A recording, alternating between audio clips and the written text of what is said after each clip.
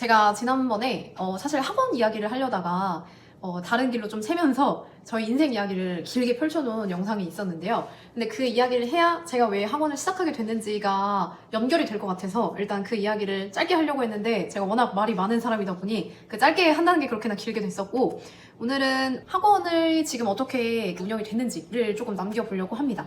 여기가 저의 학원이고요.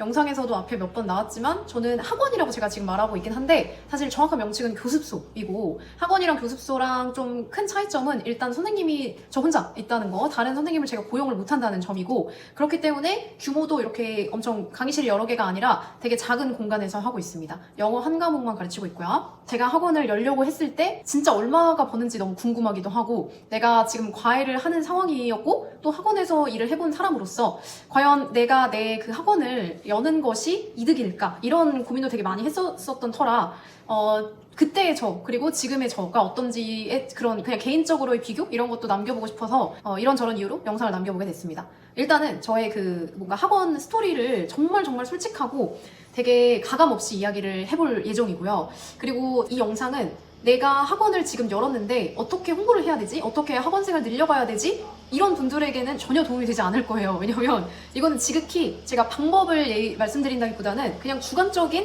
경험입니다. 그래서 그냥 아무것도 모르는 사람이 사실 어떻게 보면은 되게 게으른 사람이기 때문에 제가 꾸준히 그리고 지속적으로 해야 되는 그런 것을 잘 못합니다. 근데 그런 사람은 어떻게 학원을 꾸려나가고 있는가, 뭐 이 정도의 그냥 공유 정도로 봐주시면 될 것 같습니다. 제가 학원을 연 것은 광주로 이사 온 그때쯤이었는데 2022년 6월 말 정도부터 학원을 오픈을 했습니다. 그래서 6월부터 제가 계약을 하고 그 다음에 학원 여기 이제 뭐 인테리어 같은 거를 좀 꾸며 나가곤 있었고요. 그땐 제가 어쨌든 서울에서 살았으니까 거의 주말마다 오면서 인테리어 같은 거를 직접 했어요. 거의 돈을 안 들이고 하자 이렇게 마음을 먹었어서 돈도 별로 없었고, 그래서 인테리어의 비용 거의 쓰지 않고 이제 인테리어를 조금씩 하면서 그 다음에 뭐 이런 책이랑 이런 거를 갖추는 그런 기간이 6월이었고, 6월 말쯤에 이제 본격적으로 광주로 내려와서 이사를 해서 학원을 운영을 시작을 하게 되었습니다. 광주에 와서 학원을 하고자 마음을 먹었을 때 제가 고려해야 될 점이 한 4가지 정도가 있었던 것 같아요. 일단 크게 첫 번째, 학생의 포커스를 어디로 맞출 건지 였는데, 일단 저는 그 사실 수업 면에서는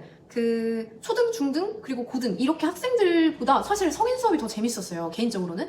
그래서 사실 성인들을 대상으로 하는 수업을 하고 싶다, 그런 학원을 가지고 싶다라는 게 사실 생각이 있었는데, 제 학원 위치가 정말 초등학교 바로 앞이거든요. 정말 바로 앞. 그래서 위치적으로 볼 때는 누가 봐도 약간 초등부를 겨냥하는 것이 굉장히 좋을 것 같다. 저도 그렇게 생각했고요. 그리고 이제 성인부는 아무래도 좀 한계가 있죠. 그러니까 성인 그런 학생분들이 많을지도 모르겠고, 그리고 만약에 학생분이 있어도 그다음에 지속적으로 할지에 대한 그런 문제들이 있기 때문에 일단은 대상을 학생들로 맞추게 됐고, 학교가 앞에 있다 보니 초등부를 조금 대상으로 시작을 하게 됐어요. 그래서 성인부냐 학생이냐, 학생, 초등부 이거를 일단 먼저 포커스를 잡았었고, 그 다음으로 생각을 했던 게 내가 완전 100% 내 개인 커리큘럼으로 갈 건지 아니면은 프랜차이즈를 할지, 이게 두 번째 고민이었는데, 제가 어차피 혼자 운영을 저는 할 생각이었고, 제가 혼자 할 때 만약에 그런 소그룹 수업 혹은 이렇게 티칭식으로의 그런 강의식의 수업은 분명히 한계가 있을 거라고 생각을 했어요. 뭐 예를 들어 어떤 학생이 결석을 했을 때 그 결석한 그 수업을 못 들은 거잖아요. 그거를 보강하는 것, 뭐 이런 그 문제부터 해가지고, 그게 일단 그룹이 형성돼야 수업을 시작하는데, 뭐 예를 들어서 3월에 들어온 친구가 있는데 얘네는 이미 이만큼 진도를 뺐는데 한 5월에 들어온 친구가 여기서부터 시작해야 된다. 근데 뭐 그룹이 모이지 않았다. 이런 그런 문제들도 있었기 때문에 조금 개인 수업을 하고 싶었어요. 근데 그게 이 큰 공간에서 이제 한 명씩 개인 수업을 하면은 분명 혼자는 수업 시간을 100% 끌지 못하겠다. 그러니까 이 공간을 효율적으로 사용하지 못하겠다 생각을 해서 프랜차이즈를 해야겠다고 생각을 하고, 그때쯤에 제가 막 찾아보다가 저는 원서를 읽는 게 그 처음에 영어 실력을 갖추는데 굉장히 큰 도움이 된다고 생각을 해요. 그래서 그 생각과 딱 일치하는 그 프랜차이즈가 있어서 몇 번 노출이 되긴 했지만 이 학원을 선택을 하게 되었습니다. 그래서 제가 여기 조금 기록을 해왔어요. 저의 약간 수익적인 면이 좀 궁금하실 것 같아서 수익, 그리고 뭐 학원생은 어떻게 변화했냐 이런 것들을 조금 적어왔습니다. 그래서 보면서 말씀을 드려볼게요. 일단은 여기 이렇게 써 있는데, 제가 6월 말 처음 시작을 했을 때 원래 그 학원을 오픈하면 사실 자기 새싹 학생들이 있어야지 좋습니다. 새싹 학생들이랑 뭐 내가 학원에 있었을 때 혹은 개인 과외를 했을 때 원래 나의 학생들, 그래서 내가 오픈을 했을 때 나의 그 시작을 함께 해주는 그런 학생들이 있어야 되는데 저는 지역이 아예 달라졌다 보니까 일단 제가 다 정리를 하고 온 상태였어요. 제가 가끔 영상에서도 온라인 수업을 하는 그런 친구가 있는데 그 친구가 제가 이제 엄청 오랫동안 서울에서도 과외를 할 때 같이 했었던 친구인데 그 친구가 이제 코로나 그런 시기에 그 부모님 두 분 다 병원 쪽에 종사하고 계셔서 저희가 좀 온라인을 원래 좀 자주 하던 친구가 있었어요. 그 서울에 둘 다 있을 때도. 그래서 이제 어머님께 말씀을 드렸더니 어머님께서 온라인으로 원래 했으니까 선생님이 가셔도 그 가능한 선까지는 온라인으로 계속 해줬으면 좋겠다라고 하셔서 광주에 내려왔을 때 저의 새싹 학생이라면은 그 친구가 한 명 있었어요. 그리고 그 친구와 더불어서 성인분이 한 분이 계셨는데 그분도 대면 수업을 하다가 이제 이런 상황을 말씀드렸더니 온라인으로 해도 본인은 괜찮다라고 하셔서 이제 시작할 때는 그 2명의 학생과 함께 시작을 했어요. 사실 이걸 열 때 정말 단순한 생각으로 학교 앞에 영어 학원이 열었으면은 다 관심을 가지겠지? 그러면서 뭐 한번 상담을 하시겠지? 이런 정말 단순한 생각으로 처음부터 막 잘 되면은 오히려 막 너무 정신없을 거야 라는 그런 김칫국을 마시면서 했지만 오픈빨 같은 게 전혀 없더라고요. 오히려 이 주변에 이미 오래 지금 있는 그 영어 학원들이 많고 제가 지금 있는 이 건물 바로 주위에도 그 영어 학원이 크게 하나 있었기 때문에 원래 학원을 다니던 친구들은 그곳을 좀 고수하고 있고 뭔가 딱 새학기 이런 게 아니고 뭔가 중간쯤에 6월 이렇게 애매하게 좀 왔어가지고 정말 놀랍도록 아무 관심이 없더라고요. 그래서 뭐 제가 홍보를 안 한 탓도 있지만 정말 아무도 이제 거의 찾아주지 않는 기간이 좀 초반에 계속 됐어요. 근데 그 얘기를 제가 먼저 드려야 되는데 제가 그 학원을 이제 열려고 마음을 먹었을 때 어떤 홍보를 해야 되지 이런 거를 잘 몰랐기 때문에 제가 유일하게 했던 게 저를 일단 소개해야 되겠다라는 생각이 드는 거예요. 그 영어 학원도 중요하지만 그 어떤 선생님이 누구냐가 중요하잖아요. 그래서 약간 제가 이 영상을 만들기 전에 저의 인생 스토리를 얘기했던 것처럼 그런 제 인생 스토리 그리고 제가 영어를 어떻게 접근하게 됐는지 뭐 제가 과외를 했을 땐 영어는 어떤 수업 방식을 가르쳤는지 뭐 이런 것들을 조금 보여줘야지 관심을 가지겠다 학부모님들이 그렇게 생각을 해서 제가 유일하게 했던 홍보가 바로 블로그였습니다. 네, 네이버 블로그. 저는 막 글도 굉장히 못 쓰고 이렇게 어떻게 일목요연하게 쓰는지도 잘 몰라요. 말도 이렇게 많기 때문에. 그리고 블로그도 한 번도 써본 적이 없고 이제 그냥 일기 쓰듯이 그리고 진짜 과외를 할 때 조금 찍어놓은 그런 영상들이 있는데 뭐 이런 식으로 가르쳤다 라는 것들을 조금 올렸었어요. 그 다음에 여기 왔었는데 진짜 한 2주 정도가 지나도록 아무 뭐 상담 전화도 없고 누가 들어오시는 분도 없고 했었던 것 같아요. 7월에는 여기 제가 써놓은 걸로는 학생이 한 명 들어왔다고 써있는데 제가 겨냥한 게 주로 이제 초등부를 겨냥했기 때문에 그런 학생들을 많이 기다렸는데 학생이 뭐 상담도 있고 하긴 했는데 그 조금 초반에 들어왔던 상담은 제 기억으로는 되게 어린 친구들 있잖아요. 6세. 막 이제 알파벳을 배우는, 소리를 이제 배우는 친구들이었는데 이 학원 자체가 좀 원서를 기반으로 책을 읽는 그런 학원이다 보니까 막 그 알파벳을 좀 배우려면 좀 이제 액티비티가 있어야지 지루하게, 좀 덜 지루하게 배울 수가 있는데 그거를 제가 이 분위기에서 혼자 하기에는 좀 역부족이다 생각을 해서 초반에는 뭔가 나름의 기준이 있었어요. 그래서 이제 그런 상담이 조금 초반에 많이 들어왔었는데 그런 이제 학생들 빼고 진짜 이 제가 선택한 이 프랜차이즈의 수업을 진행할 수 있는 친구가 제대로 시작한 게 7월에 정말 딱 한 명 있었어요. 그래서 7월에 한 명이 있었다는 것은 사실 학원을 오픈한 지 한 달하고 2주가 지났는데 굉장히 적은 인원이잖아요. 저도 이걸 오픈하기 전에 막 유튜브 같은 거 봤을 때는 막 첫 달에 막 무슨 뭐 10명 무슨 몇십 명 이렇게 되는 분들도 있는데 나는 한 명 이러니까.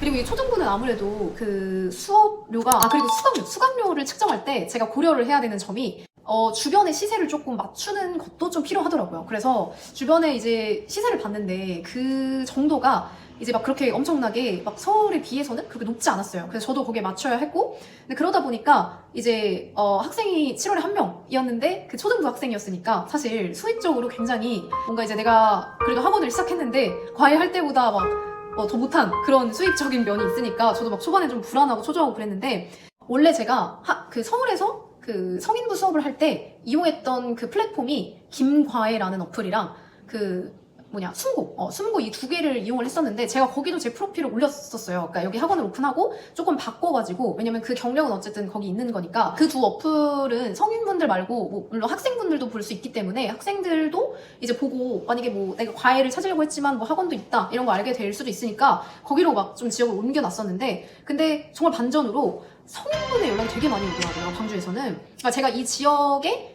뭐 그런 거를 조사를 하지 않아서 잘 몰랐는데 서울보다 광주가 일단은 성인을 대상으로 하는 특히 개인 수업을 하는 선생님들을 많이 찾기 어렵다고 하더라고요. 특히 공간이 있으신 분이 많이 없는 것 같아요. 그 점 때문에 성인분들 연락이 되게 많이 왔어요. 원래는 초등부를 겨냥했지만 근데 지금 연락이 오는 게 성인밖에 없으니 근데 난 또 성인 수업을 좋아해.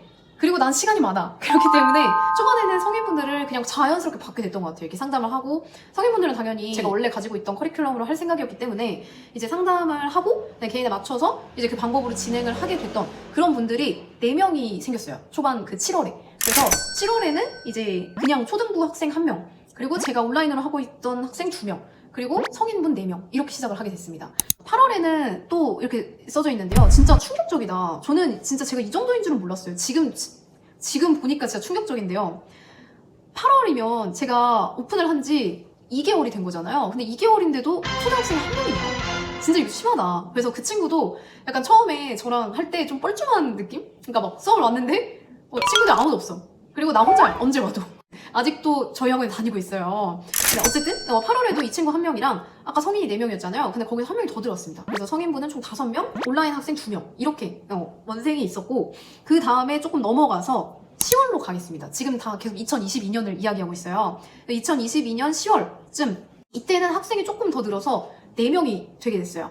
원래 있었던 1명의 학생이랑 3명의 학생이 더 들어와서 총 4명이랑 그 다음에 성인은 원래 5명의 학생이었는데 거기 2명이 더 들어와서 총 7명의 성인 학생분들이 있었습니다. 제가 성인분을 이렇게 많이 할 수 있었던 거는 저녁 시간만 했던 건 아니었어요. 오전에 할 수 있는 분들은 오전에 하고 그다음에 저녁에 할 수 있는 분들은 저녁에 하고 이래서 조금 이렇게 많이 개인 수업이었지만 좀 많이 받을 수가 있었고 좀 어떻게 보면은 성인분들 덕분에 초반에 좀 제가 이 학원을 버틸 수가 있었던 것 같아요. 그래서 학생은 총 4명이었기 때문에 굉장히 적은 학생 수였고 여기 학원에 다니고 있는 그 4명의 학생들을 정말 잘 키워가지고 이 학생들을 보고 다른 학생들이 오기를 이제 바라면서 홍보에는 그때도 그렇게 많이 신경을 쓰지를 않았습니다. 블로그의 반응은 제가 막 파워블로그 이런 게 아니었기 때문에 반응이 늦게 올 거라고 생각을 하고 제가 23년 6월에 결혼을 했습니다. 그러니까 학원을 오픈하고 딱 1년 뒤쯤 결혼을 했었는데 근데 그 결혼을 뭐 준비하는 게 그렇게 많지는 않지만 어쨌든 뭐 중간중간 촬영도 해야 되고 맨 처음에 온 데가 신혼집이 아니었기 때문에 신혼집으로 이사도 해야 됐었고 막 그러면서 중간중간 좀 신경 쓸 일이 많았어요. 이때의 제 수입은 승무원 때 월급 정도는 받았던 것 같아요. 정도는 나왔던 것 같아요. 이때가. 그래서 이 정도 됐으니까 그냥 이렇게 유지를 하면서 조금 뭐 결혼이랑 뭐 이사하는데 좀 신경을 쓰자. 너무 힘 빼지 말자. 이렇게 하면서 저는 늘 그냥 데리고 있는 그 학생들한테 조금 집중을 하는 뭔가 신규 학생들보다도 그렇게 좀 많이 운영을 했었던 것 같아요. 22년 말쯤에는 최종적으로 초등부 학생은 6명이 됐고 그 다음에 성인은 또 늘어서 9명 이렇게 됐었습니다. 23년 1월이 됐을 때는 이때는 좀 변화가 있었네. 이때는 학생이 조금 늘었네요. 학생이 원래 그 6명으로 마무리를 했었는데 막 겨울 방학이 되고 이러면서 조금 더 들어왔어요. 그래서 이때 학생이 9명이 되고 3명이 더 들어와서 9명이 되고 성인 학생은 1명이 줄었네요. 그래서 총 8명. 그래서 9명, 8명 해서 원래는 그 학원을 오픈했을 그 초반에는 성인 학생 수가 좀 압도적으로 많았었다면 이제는 좀 똑같아진 그 다음 해 1월쯤에 똑같아진 정도가 됐고 수입면으로 말씀을 드리면 그 23년 한 1월 이 정도까지 그리고 결혼을 할 때쯤 그때까지는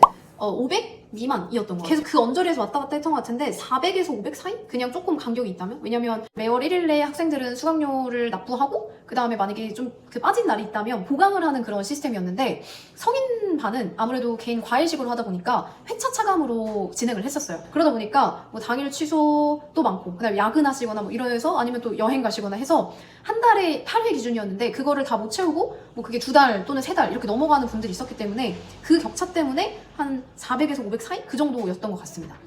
그 다음에 23년 이제 6월에 결혼을 하고 나서 7월? 그 다음 8월 정도 그때부터 막 성당 문의가 되게 많이 오는 거예요. 그때쯤에 딱 결혼한 다음에 그래서 그때부터 갑자기 좀 학생 수가 많이 늘기 시작을 해가지고 한 23년 8월 정도가 됐을 때는 여기 그 초등부 학생이 15명이 됐습니다.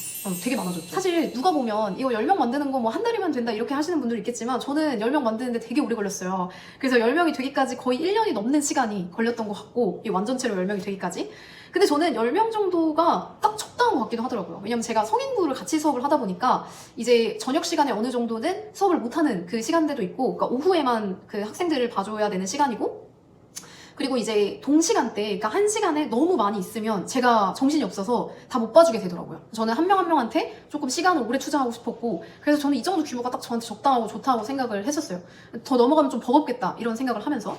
그 성인부도 그때 갑자기 막 그룹 수업이랑 같이 들어오면서 조금 더 늘었어요. 그래서 제가 갑자기 일복이 그때 터지게 돼가지고 막 일을 아침 밤으로 막 열심히 하면서 당연히 수입도 더 늘게 되죠. 이때 수입을 처음으로 일단 제가 4, 500 계속 왔다 갔다 한다고 했는데 갑자기 한 650 이후 이렇게 좀 뛰었었던 것 같아요. 그래서 그 600에서 700 사이 이렇게 좀 뛰었던 게 2023년 8월 그때부터 이제 금액대가 조금 달라지게 됐었어요.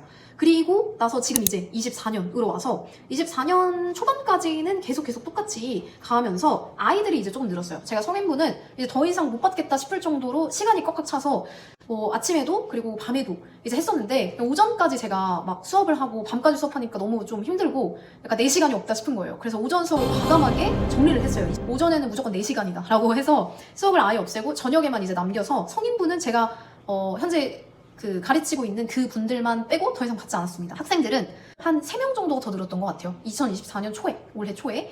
네, 그래서 그 정도가 되니까 이제 한 700 이후, 750 이 정도의 그 수입 정도가 있었고, 올해 한 해는 조금 변동이 막 그렇게 크진 않았었는데 그거보다 수익이 더 늘진 않았습니다. 왜냐면 제가 더 열심히 안 했거든요.